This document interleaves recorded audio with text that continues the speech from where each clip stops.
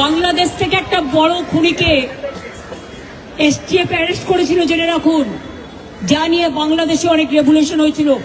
অন্য দেশের কথা আমি বলছি না, আমার বলার অধিকার নেই, কিন্তু আমি যেটা বলছি পয়েন্টটা। তারপরে তারা মেঘালয় দিয়ে বাংলায় চলে আসে। বাংলায় যখন চলে আসে তখন আমাদের এসটিএফ তাকে ধরে, এটা তাদের ক্রেডিট। তারপরে হোম মিনিস্টার নিজে আমাকে ফোন করে বলছেন, এতদিন তো কই আমি বলিনি, মুখ করিনি, আজকে অত্যাচারের শেষ সীমায় গেছেন বলে। কারণ এটা জানে, আমি এখনো নামটা বলছি না ভদ্রতা করে, বাংলাদেশের লোক উত্তাল হয়ে যাবে। আমি সেটা চাই না, আমি দেশকে ভালোবাসি। না বলবো না দেশের স্বার্থে। কি বললেন?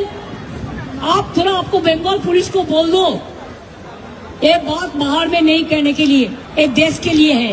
কাকে দিয়ে খুন করিয়েছিলেন, কার কার নাম বেরিয়েছিল। আজ গভর্নমেন্ট চেঞ্জ হলেও মনে রাখবেন, আমি তো সবটাই জানি। আমার হৃদয়টাই একটা কথা ভান্ডার, তথ্য ভান্ডার, সত্য ভান্ডার। আমি তো সম্পদের ভয়ে কর্মীদের জলে ভাসিয়ে দিয়ে দল ছেড়ে চলে যাব না। আমার তো অ্যাক্সিডেন্ট লাগতো। আমাকে তো কতবার বলেছে, क्या चाहिए हर कुछ कर देंगे अगर आप हमको मदद करेंगे तो। শুনুন, আমাদের পার্টির একটা নীতি আছে, আদর্শ আছে, দর্শন আছে। আজকে আমার দুঃখ একটাই, যাদের জন্য সারা জীবন করেছি তারা আজকে গদ্দারের সাথে লাইন করছে।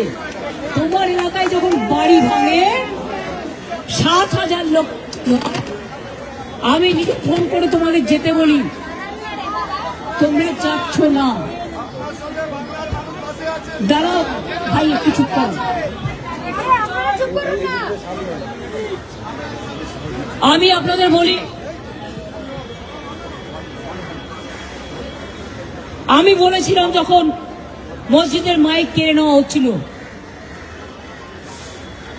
যে তোমরা একটা কেস করো, করেনি সে।